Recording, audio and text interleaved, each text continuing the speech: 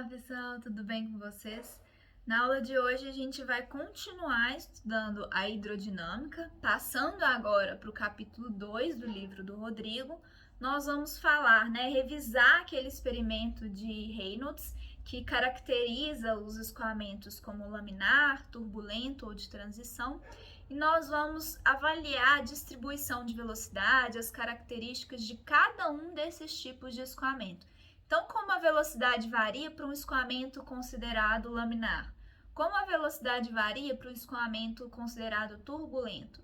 Quais as forças predominam em cada um tipo desses escoamentos, Então, na aula de hoje, nós vamos ver essas questões, tá bom? Vamos lá?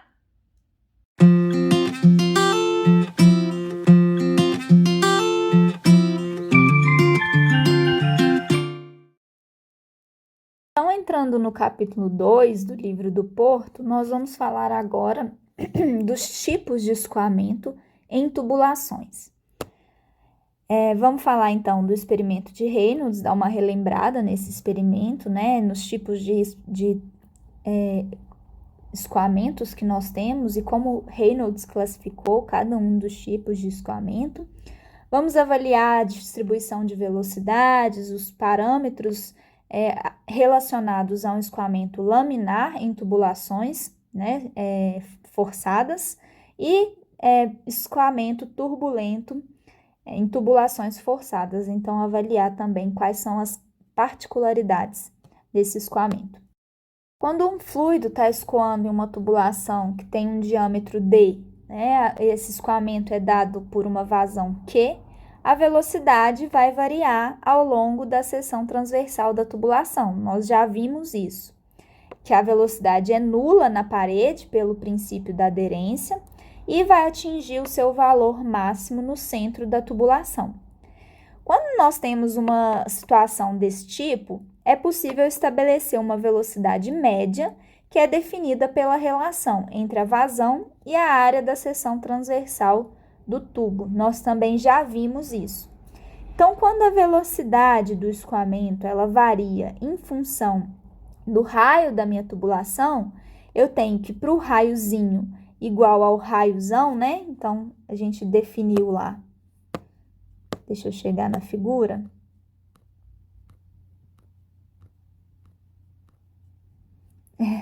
Quando esse Rzinho é igual ao Rzão, eu tenho que a minha velocidade é igual a zero. No entanto, quando Rzinho for igual a zero, ou seja, está no centro da minha tubulação, no eixo da tubulação, eu tenho que a velocidade Vzinho é igual a 1V máximo. É igual à velocidade máxima. Nós já vimos também isso. E aí, a vazão é dada pela integral da distribuição de velocidade, do perfil de velocidade, ao longo de toda a área A. A velocidade média pode ser obtida dividindo-se a vazão do escoamento pela área da seção transversal. Como vazão é dada por integral da velocidade na área, então a gente pode substituir vazão nessa equação como sendo integral da velocidadezinha, que varia, V, na área A, Se a gente quer velocidade, é só dividir pela área. E aí, a gente viu lá, que Reynolds caracterizou o escoamento em laminar, escoamento turbulento e escoamento de transição. Quando o escoamento ele acontece com velocidade pequena, as partículas de fluido, elas descrevem uma trajetória suave e bem definida. Nesse caso, o escoamento é caracterizado como escoamento laminar. O fluido ele vai se mover com as partículas desenvolvendo camadas paralelas entre si, perfeitamente definidas, com uma espessura bem fina, sendo que cada camada tem a velocidade ligeiramente diferente da camada adjacente, e as camadas não se misturam umas com as outras. No escoamento laminar, nós temos a predominância das forças cisalhantes, ou seja, aquelas forças devido à viscosidade do fluido, relacionada ao atrito com a tubulação, em função das forças de gravidade. Então, aqui predominam forças viscosas e forças devido a pressão, né, do fluido. Então, como predominam os esforços viscosos, o que vai interessar para nós aqui é descobrir qual a tensão cisalhante, né, que é responsável por esses esforços exercidos pelo fluido sobre a parede da tubulação. A tensão cisalhante, conforme nós vimos, ela é diretamente proporcional ao gradiente de velocidade. E aí a proporção é dada pela viscosidade, né? Esse μ. Ou então nós podemos escrever em função de Rzinho, que tem início no centro do tubo e final no final da tubulação, né? Rzinho é esse sistema de referências. Yzinho é o sistema de referências que começa na parede do tubo, né? Então, aqui a gente tem a tubulação. Eu tenho o eixo da tubulação aqui, o fluido está escoando com uma vazão Q, né? E eu tenho esse sistema de referências em Rzinho. Então, um é o inverso do outro. Se eu estiver falando de Rzinho, eu tenho que usar o sinal negativo aqui. Quando a velocidade do escoamento assumir valores mais elevados, as partículas do fluido vão passar a descrever trajetórias mais complexas, né, quase aleatórias, deixando aí de se movimentar em camadas. E aí vão desenvolver um movimento complexo, com aparecimento de vórtices e até turbilhões, que é o caso do escoamento turbulento. No caso do escoamento turbulento, predominam as forças de inércia em função das forças viscosas, né? De forma que a tensão cisalhante, então, a perda de energia por atrito, ela passa a ter pouca influência sobre o escoamento. Embora tenha uma certa influência, as forças de inércia são mais predominantes. Então, relembrando aí o experimento de Reynolds, injetava aqui um corante, né? E aí era controlada a viscosidade a velocidade do escoamento ao longo dessa tubulação, através do registro aqui. E aí era observado o comportamento do filete de corante que desenvolvia aqui ao longo dessa tubulação de vidro. E aí, se eu abrisse o registro, né? Eu tinha uma velocidade maior, né? Se eu fechasse o registro, eu tinha uma velocidade menor. Então, se eu tinha uma vazão pequena, com velocidade baixa, era observado que o filete de corante era presente e nítido. Então, caracteriza aí o escoamento laminar. Se eu tinha uma velocidade média, o filete era intermitente, né? Um pouquinho difuso, e eu tinha um escoamento de transição. Com as velocidades mais altas, o filete se tornava inexistente e se misturava aqui pelo fluido. Nesse caso, estava caracterizado o escoamento turbulento. O regime de transição de laminar para turbulento depende da velocidade, do diâmetro da tubulação, da viscosidade cinemática, né, do número de Reynolds. O número de Reynolds, ele é a relação entre as forças de inércia e as forças viscosas. Então, Reynolds determinou que o escoamento ele dependeria da velocidade, do diâmetro e da viscosidade, de acordo com a relação que foi definida aí, o número de Reynolds, que é VD sobre Ni. Em outro experimento, Reynolds media a perda de carga em um trecho do escoamento para correlacionar a perda de carga com as velocidades médias em uma tubulação de vidro de diâmetro constante.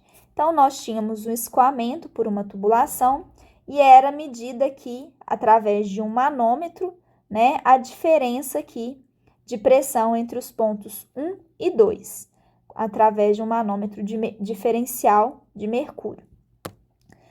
Para aquela situação, né, é possível escrever a equação de Bernoulli entre os pontos 1 e 2.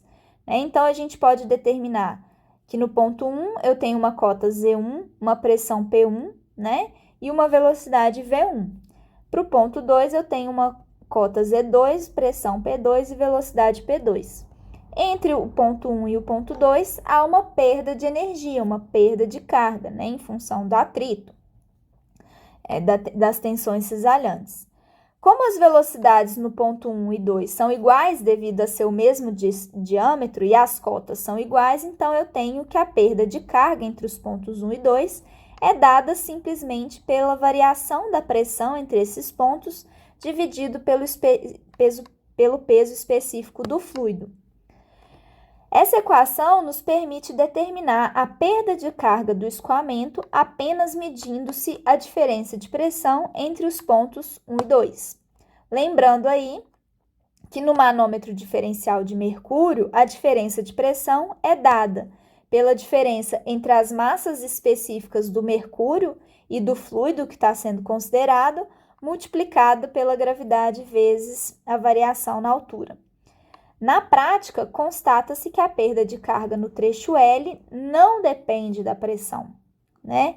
Ela vai ser proporcional ao comprimento L, inversamente proporcional ao diâmetro D, depende da velocidade elevada a um expoente N, além de depender da rugosidade relativa do material, que foi feita a tubulação, e do número de Reynolds. Então, embora no experimento de Reynolds a gente pudesse observar que há uma perda de carga entre os pontos 1 e 2 dada pela diferença de pressão, efetivamente na prática observa-se que essa relação não é uma dependência direta, né? Observa-se que a perda de carga depende do comprimento, do diâmetro, da velocidade, do número de Reynolds e da rugosidade relativa. Então, observa-se que a perda de carga não depende da pressão, é proporcional ao comprimento da tubulação, é inversamente proporcional ao diâmetro, então, quanto maior o diâmetro, menor a perda de carga, é proporcional à velocidade elevada a um expoente n e depende de uma função da rugosidade relativa e do número de Reynolds, né, que é aquela própria função que nós vimos na última aula, do fator de atrito, né? Nos escoamentos em tubulações, a gente já disse isso também, a velocidade é nula na parede e máxima no centro. Entre a parede e o eixo, a velocidade varia dependendo de cada tipo de escoamento. No escoamento laminar, a lei de variação da velocidade condiz com uma lei parabólica. No escoamento turbulento, essa parábola ela se torna achatada, ficando com uma maior variação próxima às paredes e mais plana no centro. Esse achatamento é tão maior quanto maior for a turbulência do escoamento, que é expressa pelo número de Reynolds. Quanto maior o número de Reynolds, mais turbulento é o escoamento.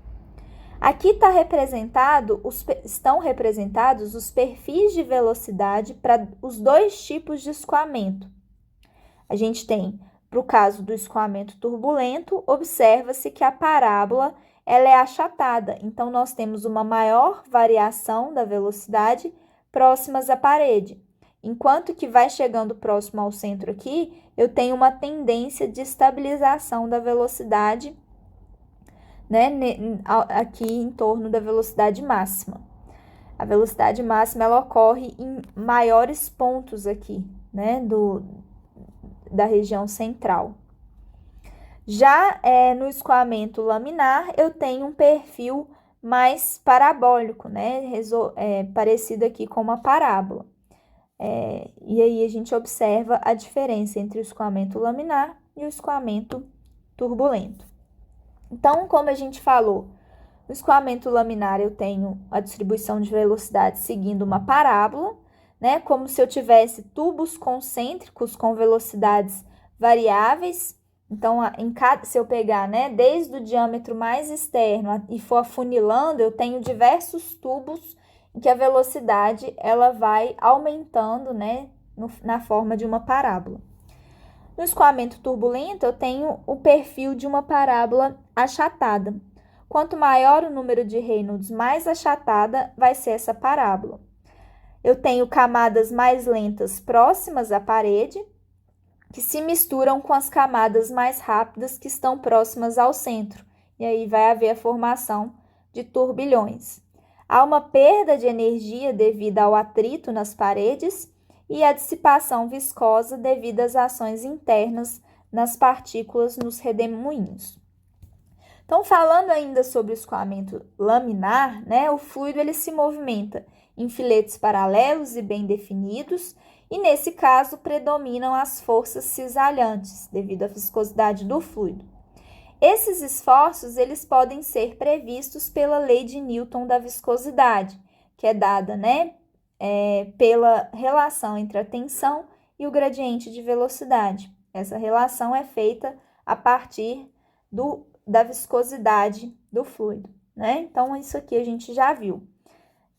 Falando aí dos sistemas de coordenada, né? Nós temos y é igual a Rzão menos Rzinho, né? Que é o raio da tubulação menos o Rzinho, que é medido em relação ao centro da tubulação. Então, dy é igual a menos dr. Então, o perfil de velocidades é função do raio da tubulação, né? Tendo o raio zero no centro da tubulação, a velocidade do fluido no centro é igual à velocidade máxima, né? A derivada da velocidade em relação ao raio é igual a zero no eixo do tubo. E a tensão cisalhante, portanto, é zero no eixo do tubo. Observem aqui que se eu tenho, né, um perfil parabólico, dV dr é igual a zero, certo? No eixo do tubo. Aqui na parede, a derivada, né, que é dada pela tangente à curva da velocidade, dV dr é igual a valor máximo.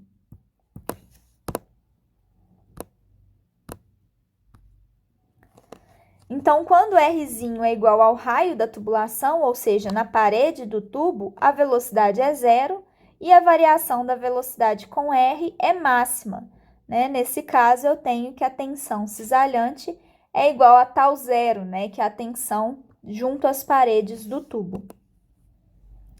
Para estabelecer a equação de variação da velocidade de um escoamento em uma tubulação de raio R, lembrar que na parede, onde o Rzinho é igual a zero, o valor da tensão cisalhante, que nós vimos na última aula, é dado pela variação da pressão dividido por 4L vezes o diâmetro da tubulação. Se nós escrevermos em termos de raio, a gente chega nessa expressão. Como na linha central a tensão cisalhante é nula, verifica-se que em uma posição radial Rzinho, distante do centro da tubulação, a tensão cisalhante vai valer ΔP sobre 2L vezes Rzinho. A lei de Newton da viscosidade nos permite calcular a tensão cisalhante. Então, igualando essa expressão à lei de Newton da viscosidade, a gente chega na variação da velocidade. Se nós integrarmos aqui, né, a equação com a velocidade entre 0 e V, né, e o raio R entre Rzão e Rzinho, nós vamos chegar na expressão para a equação da velocidade, que é variável no escoamento laminar em tubulações sob pressão.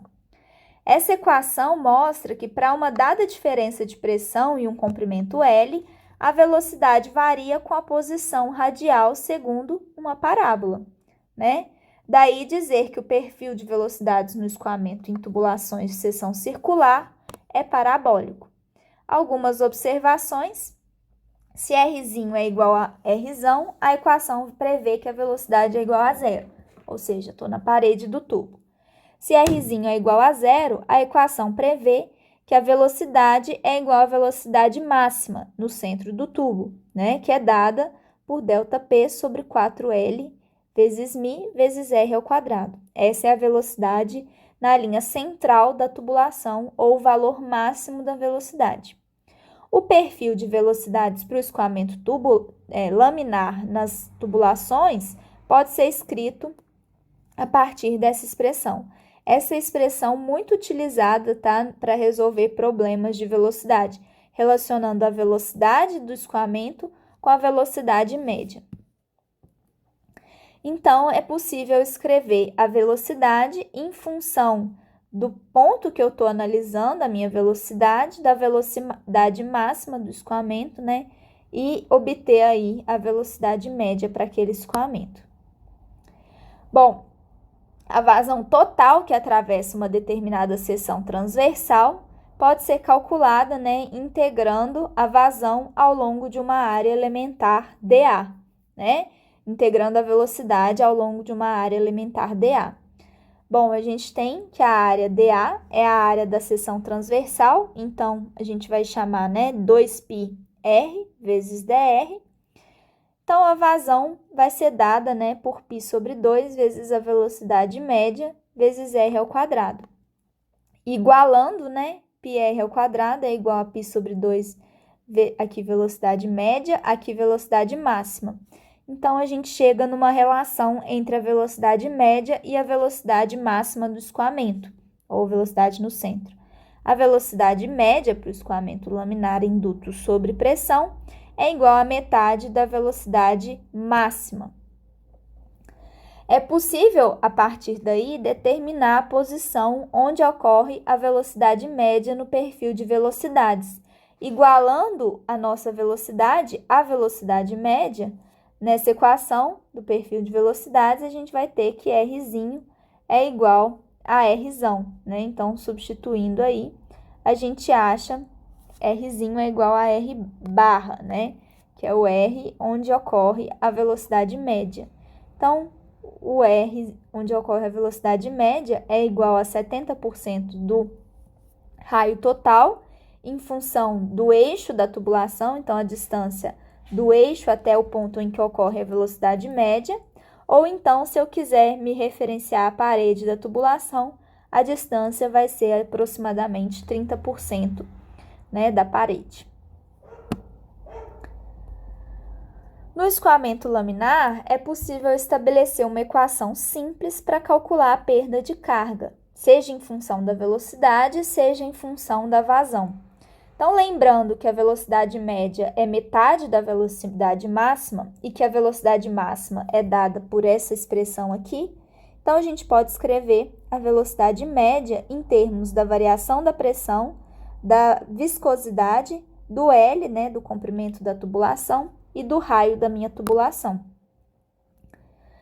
Expressando em função do diâmetro da tubulação, né, já que R é igual ao diâmetro sobre 2, e lembrando que a perda de carga é igual a ΔP sobre gama, conforme nós vimos, a gente vai chegar numa expressão para velocidade em função aqui da perda de carga e do diâmetro. Explicitando o valor da perda de carga, a gente chega numa expressão para o cálculo da perda de carga em função da velocidade média do escoamento.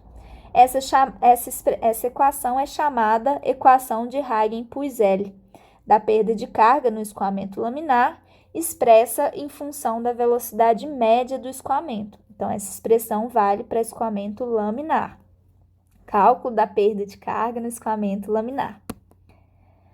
Algumas observações. A perda de carga é diretamente proporcional à velocidade, então HP é proporcional à velocidade, é diretamente proporcional à vazão, é inversamente proporcional ao diâmetro elevado à quarta. A equação de Hagen-Poiseuille é válida para escoamentos de números de Reynolds menores do que 2100, porque abaixo disso que eu tenho escoamento laminar. Esse é o limite da ocorrência do escoamento laminar, Reynolds menor ou igual a 2100. Comparando, então, o resultado encontrado para a perda de carga para o escoamento laminar com a fórmula universal, a gente chega numa expressão do fator de atrito em função do número de Reynolds. Essa é uma expressão muito útil para calcular o fator de atrito para o escoamento laminar em tubulações de seção circular. Então, lembrando aqui, quando que se aplica essa equação? Escoamento laminar, tubulações de seção circular. Quando a tubulação tiver outro tipo de seção, né, a gente tem que considerar o raio hidráulico aqui, ou diâmetro hidráulico. Então, algumas observações. O fator de atrito não depende da rugosidade relativa. O fator de atrito só depende do número de Reynolds. Se nós tirarmos log, né, a gente consegue avaliar. Log de F é igual a log de 64 menos log do número de Reynolds. Se lançarmos esses pares, né, em um gráfico cartesiano, com as escalas em escala logarítmica, nós vamos obter uma linha reta. Então, aqui eu tenho log do número de Reynolds, né, e aqui eu tenho log de F.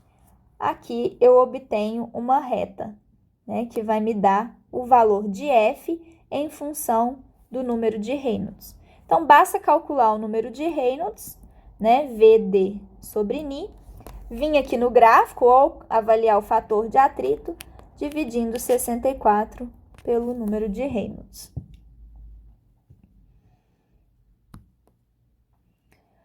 Bom, agora falar um pouquinho do escoamento turbulento, né? Então, nós vimos o escoamento laminar, em que nós temos valores de Reynolds menores do que 2100.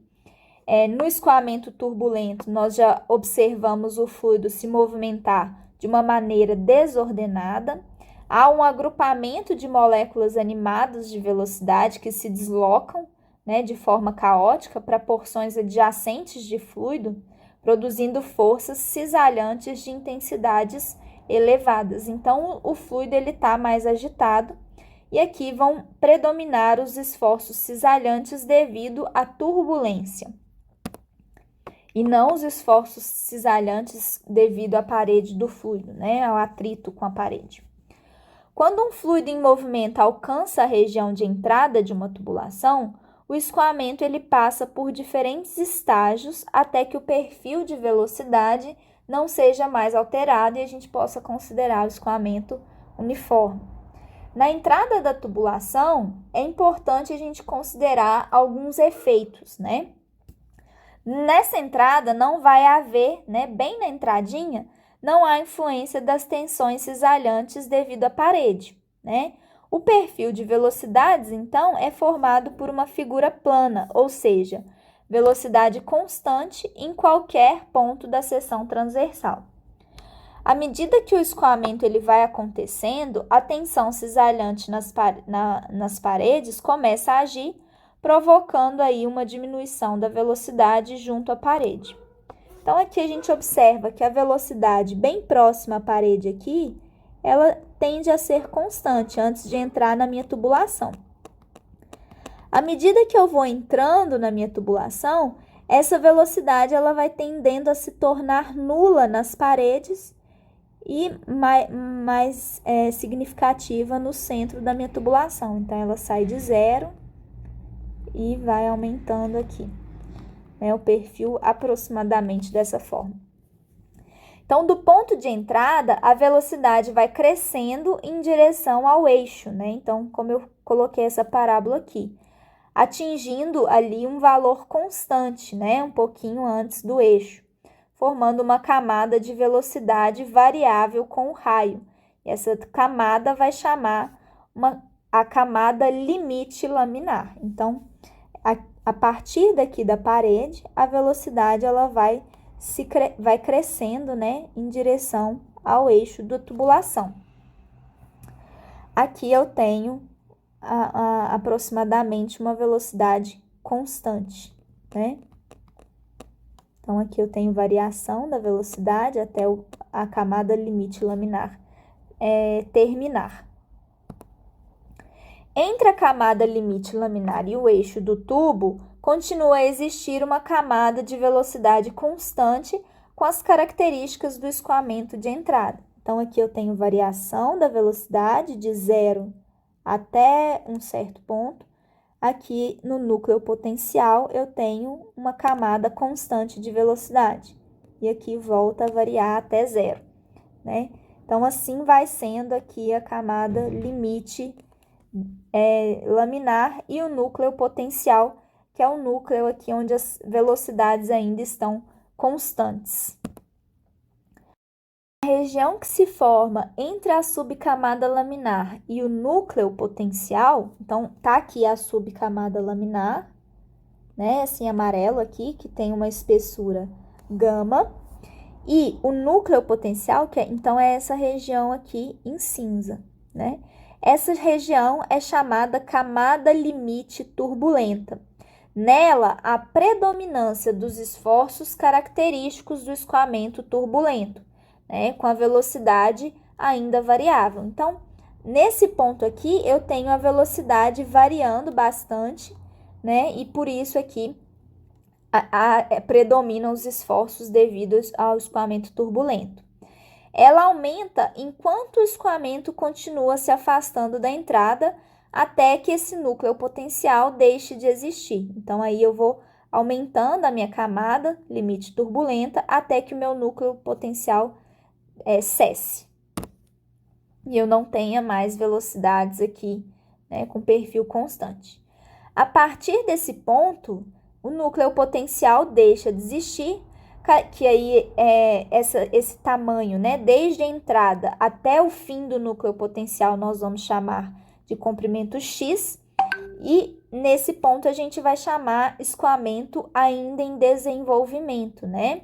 O perfil de velocidades a partir desse ponto não mais se altera e o escoamento ele é considerado um escoamento desenvolvido a partir do ponto, né, de eu terminar aqui o escoamento em desenvolvimento.